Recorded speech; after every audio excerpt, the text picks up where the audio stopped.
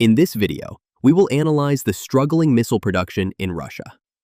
Since the full-scale invasion of Ukraine, Russia has had to rethink its missile production line to reduce its dependence on Western-sanctioned parts. However, the attempted shift to full domestic components backfired immensely, making Russia even more reliant on foreign parts than before. Russian missile industrial base has been reliant on foreign components since before the collapse of the Soviet Union, a dependence that only increased with the race for high-precision weapons in the 2000s. During peacetime, that dependence was manageable, as Western components flowed through normal supply chains, and Russian firms could quietly integrate them.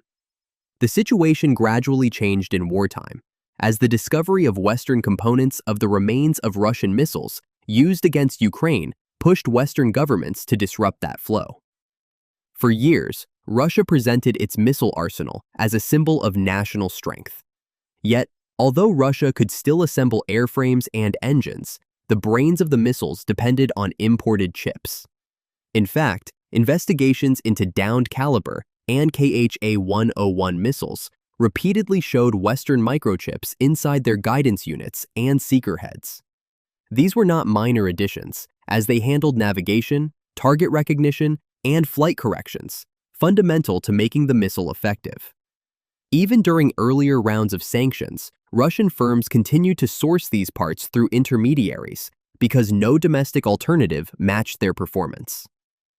As the war continued and sanctions tightened, Russia increased its efforts to shift towards domestic missile components, presented as a patriotic push to rebuild Russia's technological independence. To this end, research institutes were told to accelerate development, and military designers were pushed to reconfigure missile systems around Russian-made components. The focus on reverse engineering became especially prominent, as Russian analysts argued that understanding Western systems and replicating them was no longer optional, but a strategic necessity.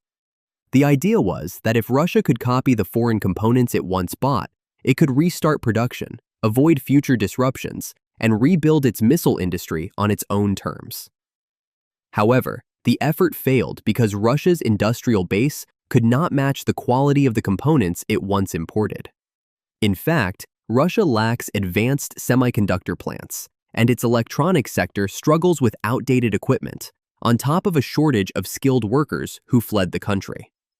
Reports from engineers testing caliber and KHA-101 missiles with Russian-made seeker boards noted drops in accuracy.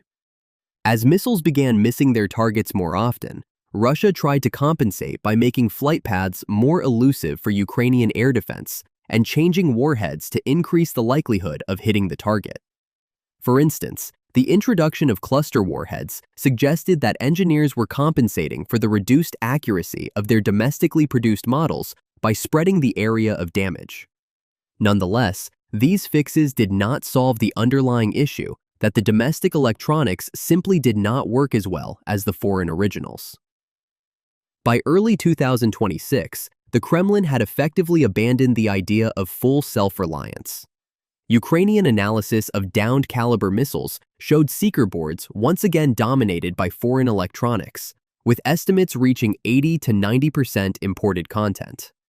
These findings confirmed Russia had returned to the same dependence it had tried to escape, relying on sanction-evading supply chains to keep its missile program alive. However, this fix is not only expensive and unreliable, but also does not allow access to the same quality of foreign components available before the war. Overall, Russia's struggle to rebuild its missile industry on its own terms reveals the limits of its technological base. Although Russia can assemble missiles, it cannot produce the high-quality electronics that make them effective in modern warfare, forcing Moscow back into shadow foreign supply chains that are harder to access with increasing isolation. This dependence creates long-term vulnerabilities that Russia cannot fully resolve through quick wartime adaptation, as it requires a specialized technological base that takes time to build. With continuous isolation and without a Russian domestic alternative, the missile production for Russia is set to only become more challenging.